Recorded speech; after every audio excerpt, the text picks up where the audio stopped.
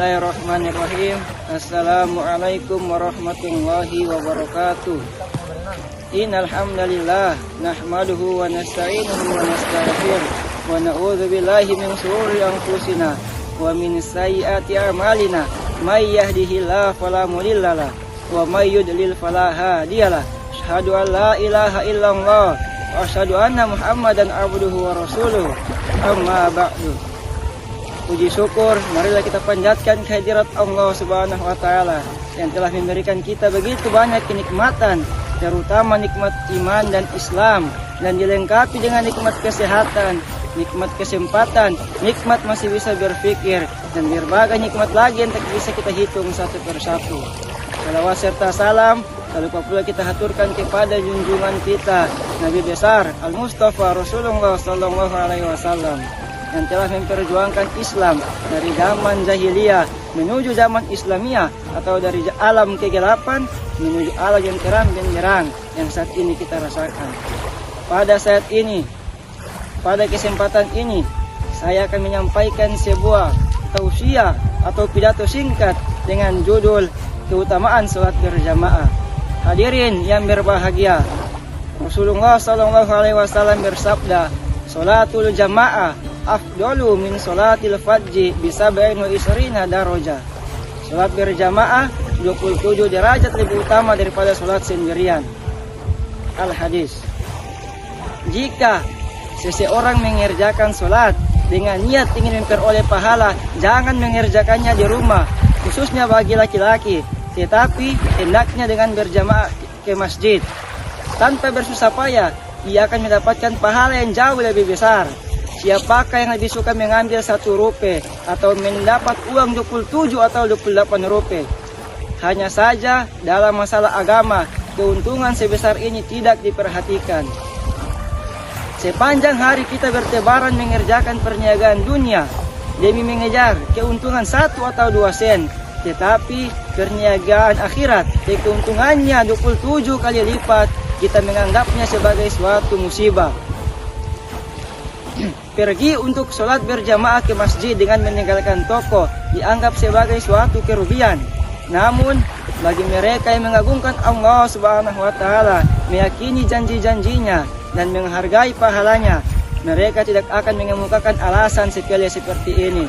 Mengenai mereka, Allah Subhanahu wa Ta'ala memberikan pujiannya dalam Al-Quran. A'udzu billahi minasyaitonir rajim. Rijalun la tulhihim tijarah wala bai'un an dzikrillahi wa iqamis shalah. Laki-laki yang tidak dilalaikan oleh perdagangan dan jual beli dari mengingat Allah dan mendirikan salat. Quran surah An-Nur ayat 37. Hadirin yang dimuliakan Allah Subhanahu wa Ta'ala, baginda Rasulullah Sallallahu Alaihi Wasallam bersabda, "Berilah kabar gembira kepada orang-orang yang selalu berjalan ke masjid dalam kegelapan dengan cahaya yang sempurna pada hari kiamat." Hadis riwayat Ibnu Majah dan Ibnu Khuzaimah. Pahala pergi ke masjid ketika malam gelap gulita di dunia akan diketahui pada saat suasana kiamat yang mengerikan ada di hadapan kita dan semua orang dikepung oleh musibah. Disebutkan dalam sebuah hadis, pada hari kiamat orang-orang yang selalu berjalan ke masjid ketika malam gelap gulita, mereka akan duduk di atas mimbar dari nur atau cahaya tanpa rasa takut. Padahal saat itu seluruh manusia berada dalam ketakutan. Hadis lain menyebutkan bahwa pada hari kiamat Allah Subhanahu wa Ta'ala akan bertanya, "Di manakah tetangga-tetanggaku?" Malaikat bertanya, "Siapakah tetangga-tetanggamu ya Allah?"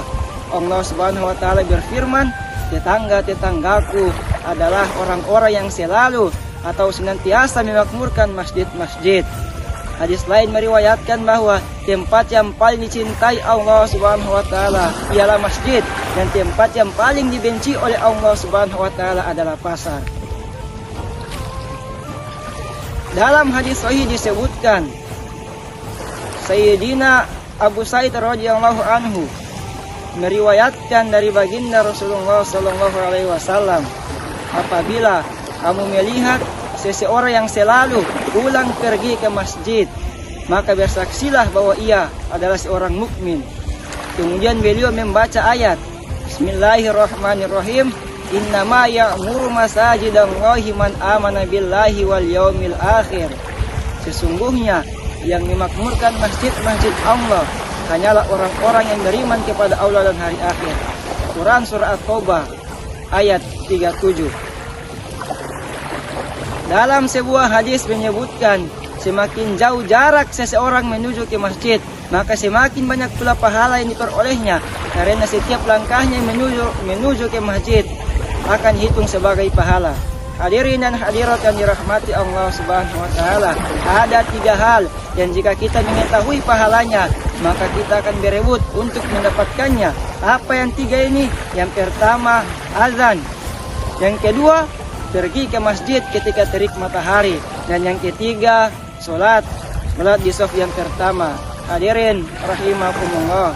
Mungkin itu saja yang dapat saya sampaikan pada kesempatan ini. Mudah-mudahan bermanfaat bagi kita semua. Billahi taufiq wal hidayah. Wassalamualaikum warahmatullahi wabarakatuh.